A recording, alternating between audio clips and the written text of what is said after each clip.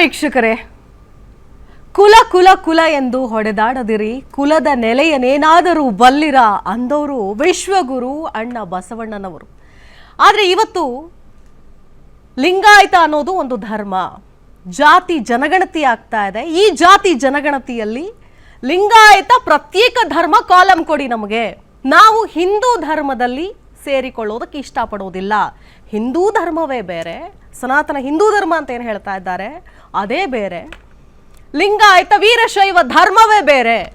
ಲಿಂಗಾಯತ ಅನ್ನೋದು ಒಂದು ಧರ್ಮದ ಕಾಲಂ ಕೊಡಿ, ಆ ಧರ್ಮದ ಕೆಳಗಡೆ ನಮ್ಮ ಉಪಜಾತಿಗಳನ್ನ ಸೇರಿಸ್ಕೊಳ್ತೀವಿ ಅಂತ ಇದೀಗ ವೀರಶೈವ ಹಿಂದೂ ಮಹಾಸಭಾದವರು ಇದೀಗ ಒಂದು ನಿರ್ಧಾರಕ್ಕೆ ಬಂದಿದ್ದಾರೆ. ಈ ವೀರಶೈವ ಲಿಂಗಾಯತ ಮಹಾಸಭಾದವರ ಈ ನಿರ್ಧಾರವನ್ನ ಇಡೀ ಲಿಂಗಾಯತ ಸಮುದಾಯದವರು ಮೊದಲು ಒಪ್ಪಿಕೊಳ್ತಾರಾ ಅನ್ನುವಂತಹ ಪ್ರಶ್ನೆಯೊಂದಿಗೆ ಈಗ ಇದು ರಾಜಕೀಯ ತಿರುವನ್ನು ಪಡೆದುಕೊಳ್ತಾ ಇದೆ. ಎಷ್ಟರ ಮಟ್ಟಿಗೆ ಹಾಗಾದ್ರೆ ಜಾತಿ ಜನಗಣತಿ ಇದು ಕೇವಲ ಆರ್ಥಿಕವಾಗಿ ಸಾಮಾಜಿಕವಾದಂತಹ ಸ್ಥಿತಿಗತಿಯನ್ನ ಅರಿತುಕೊಳ್ಳೋದಕ್ಕೆ ಮಾತ್ರನ, ಅಥವಾ ರಾಜಕೀಯದ ಲಾಭವನ್ನ ಪಡೆಯೋದಕ್ಕೆ ರಾಜಕೀಯ ಮುಖಂಡರು ಮುಂದಾಗ್ತಾ ಇದ್ದಾರಾ? ಇದನ್ನ ತಮ್ಮ ರಾಜಕೀಯದ ಲಾಭಕ್ಕೆ ಬಳಸ್ಕೊಳ್ತಾ ಇದ್ದಾರಾ? ಅಥವಾ ಲಿಂಗಾಯತ ವೀರಶೈವ ಪಂಚಮಸಾಲಿ ಎಲ್ಲ ಉಪಜಾತಿಗಳು ಒಂದಾಗಿ ಹೌದು ನಮಗೆ ಲಿಂಗಾಯತ ಧರ್ಮ ಬೇಕೇ ಬೇಕು ಅಂತ ಒಕ್ಕೊರಲಿನಿಂದ ತಮ್ಮ ಬೇಡಿಕೆಯನ್ನ ಇಡ್ತಾರಾ? ಅನೇಕ ವಿಚಾರಗಳಿದೆ, ಪ್ರಶ್ನೆಗಳಿದೆ. ಅದೆಲ್ಲವನ್ನು ಕೂಡ ಇವತ್ತಿನ ಈ ಕಾರ್ಯಕ್ರಮದಲ್ಲಿ ನಿಮ್ಮ ಮುಂದೆ ಇಡ್ತಾ ಹೋಗ್ತೀವಿ. ಇದೇ ಹೊತ್ತಿನ ವಿಶೇಷ ದಂಗಲ್ ವಿಶೇಷ, ವೀರಶೈವ ಲಿಂಗಾಯತ ವರ್ಸಸ್ ಹಿಂದೂ. ನಾನು ಶಿಲ್ಪಾ ರಾಜನ್.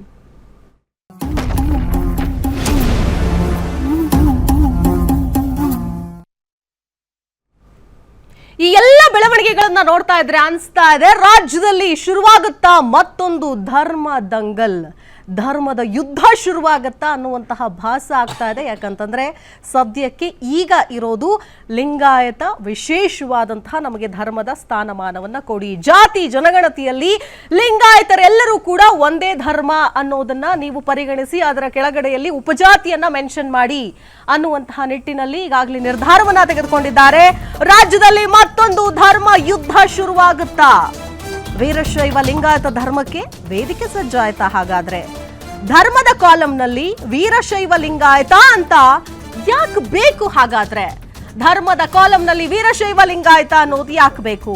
ರಾಜಕೀಯದಲ್ಲೂ ಕೂಡ ಧರ್ಮದ ದಂಗಲ್ ಕಿಚ್ಚು ಹೊತ್ತಿಕೊಳ್ಳುತ್ತಾ? ಸಚಿವ ಈಶ್ವರ್ ಖಂಡ್ರೆ ಈ ರೀತಿಯಾಗಿ ಹೇಳಿಕೆಯನ್ನ ಕೊಟ್ಟಿದ್ಯಾಕೆ? ಧರ್ಮದ ಕಾಲಂನಲ್ಲಿ ಹಿಂದೂ ಅಂತ ನಮೂದಿಸೋದಿಲ್ವಂತೆ. ನಾವ್ಯಾರು ಕೂಡ ಹಿಂದೂಗಳಲ್ಲ, ಹಿಂದೂ ಧರ್ಮಕ್ಕೆ ಸೇರಿದವರಲ್ಲ, ನಮ್ಮದೇ ಬೇರೆ ಧರ್ಮ, ಅದು ಲಿಂಗಾಯತ ಧರ್ಮ, ಲಿಂಗಾಯತ ವೀರಶೈವ ಧರ್ಮ ಅಂತಿದ್ದಾರೆ. ಜಾತಿ ಕಾಲಂನಲ್ಲಿ ಲಿಂಗಾಯತ ಅಥವಾ ವೀರಶೈವ ಅಂತ ನಮೂದಿಸ್ಬೇಕಂತೆ. ಹಾಗಾದ್ರೆ ಹಿಂದೂ ಧರ್ಮ ಅಂದ್ರೆ ಏನು? ಹಿಂದೂ ಧರ್ಮದಲ್ಲಿ ಯಾರು ಬರ್ತಾರೆ? ಲಿಂಗಾಯತರು ಬರೋದಿಲ್ಲ ಅಂತಂದ್ರೆ ಹಿಂದೂ ಧರ್ಮ ಸಪರೇಟ್ ಆಗಿದೆಯಾ? ಇಷ್ಟು ದಿನಗಳ ಕಾಲ ಇಲ್ಲದೆ ಇರುವಂತಹ ಹೋರಾಟ ಪ್ರಶ್ನೆ ಈಗ ಯಾಕೆ ಇಷ್ಟು ದೊಡ್ಡ ಮಟ್ಟದಲ್ಲಿ ಕೇಳಿ ಬರ್ತಾ ಇದೆ? ಹಾಗಾದ್ರೆ ಇಲ್ಲಿ ಮತ್ತೆ ಬರುವಂತಹ ಮೂಲ ಪ್ರಶ್ನೆ, ಲಿಂಗಾಯತರ ಮೂಲ ಯಾವುದು ಅಂತ. ರಾಜ್ಯದಲ್ಲಿ ಮತ್ತೊಂದು ಧರ್ಮ ಯುದ್ಧ ಶುರುವಾಗುತ್ತಾ ಅನ್ನೋ ಪ್ರಶ್ನೆ ಇದೀಗ ಎದುರಾಗ್ತಾ ಇದೆ.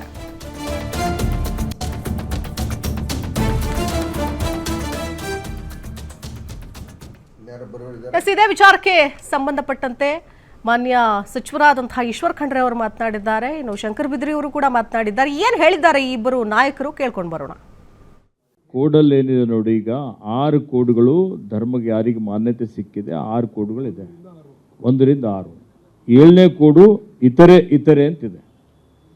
ಇತರೆ ಕೋಡಲ್ಲಿ ಬರಸ್ರಿ ಅಂತ ನಾವು ಹೇಳ್ತಾ ಇದ್ದೇವೆ. ಹಿಂದೆ ನೋಡಿ 1940ರಿಂದ ಅಖಿಲ ಭಾರತ ವೀರಶೈವ ಮಹಾಸಭಾ ಇದೇ ಪ್ರತಿಪಾದನೆ ಮಾಡ್ತಾ ಇದೆ, ಪ್ರಯತ್ನ ಇದೆ. ರ್ಯಾಂಕಿಂಗಲ್ಲಿ ಆಗೋದಿಲ್ಲ. ನಿಮ್ಗೆ ಏನು ಹೇಳ್ತೇನೆ, ಉದಾಹರಣೆಗೆ ತಿಳ್ಕೊರಿ. ನೀವು ಒಬ್ಬರು ಹಿಂದೂ ಕ್ಷೌರಿಕ ಅಂತ ಬರೆಸ್ತಾರೆ, ಒಬ್ಬರು ಲಿಂಗಾಯತ ಕ್ಷೌರಿಕ ಅಂತ ಬರೆಸ್ತಾರೆ, ಒಬ್ಬರು ಹಿಂದೂ ಮಡಿವಾಳರು ಅಂತ ಬರೆಸ್ತಾರೆ, ಒಬ್ಬರು ಲಿಂಗಾಯತ ಮಡಿವಾಳರು ಅಂತ ಬರೆಸ್ತಾರೆ. ಹಿಂದೂ ಕ್ಷೌರಿಕ ಇದ್ದವರಿಗೆ ಯಾರಾದರೂ ಇವತ್ತು 5 ರೂಪಾಯಿ ಕೊಟ್ಟು, ಲಿಂಗಾಯತ ಕ್ಷೌರಿಕ ಇದ್ದವರಿಗೆ 20 ಕೊಡ್ತಾರ? ಕೊಡೋದಿಲ್ಲ. ಅವ್ರಿಗೆ ಅಂಕಿಗಳೇನು ಬರ್ತವೆ, ಇಬ್ಬರಿಗೆ ಸಮ ಬರ್ತವೆ. ಸಮುದಾಯದಲ್ಲಿ ನಮೂದನೆ ಮಾಡಿದ್ರು ಅವರಿಗೆ ಅವರ ಅಂಕಿ ಆಧಾರದ ಮೇಲೆ ಅವ್ರಿಗೇನು ಅಂಕಿ ಕೊಡ್ತಾರಲ್ಲ ಆ ಆಧಾರದ ಮೇಲೆ ಕ್ಯಾಟಗರಿ ಆಗಬೇಕು. ಹಾಗೆ ನೈಜವಾದಂಥ ನಿಮಗೆ ಜಾತಿಯ ಸಂಖ್ಯೆ ನಿಖರವಾಗಿ ಸಿಗುತ್ತೆ. ನಮ್ದು ಅದು ವಿನಂತಿ ಇದೆ. ಇಲ್ಲಿವರೆಗೆ ಆಗಿದ್ದು ಆಯಿತು. ಇನ್ನು ಮುಂದಾದರೂ ಸಹಿತ ನೀವು ತಿಳ್ಕೊಳ್ಳಿ, ಲಿಂಗಾಯತ ಅಂದರೆ ಒಂದು ಜಾತಿ ಅಲ್ಲ. ಸನಾತನತ್ವ ಹಿಂದೂ ಧರ್ಮದಲ್ಲಿ ಇರ್ತಕ್ಕಂಥ ಎಲ್ಲ 100 ಜಾತಿಗಳು ನಮ್ಮಲ್ಲಿದ್ದಾವೆ. ಎಲ್ಲ 100 ವೃತ್ತಿಗಳನ್ನು ಮಾಡ್ತಕ್ಕಂಥವರು ನಮ್ಮಲ್ಲಿದ್ದಾರೆ. ನಮ್ಮಲ್ಲಿ ಕಡು ಬಡವರು ಇದ್ದಾರೆ, ಮಧ್ಯಮ ಬಡವರು ಇದ್ದಾರೆ, ಹಿಂದುಳಿದವರು ಇದ್ದಾರೆ, ಅತಿ ಹಿಂದುಳಿದವರು ಇದ್ದಾರೆ ಮತ್ತು ಹಿಂದುಳಿದವರು ಇದ್ದಾರೆ.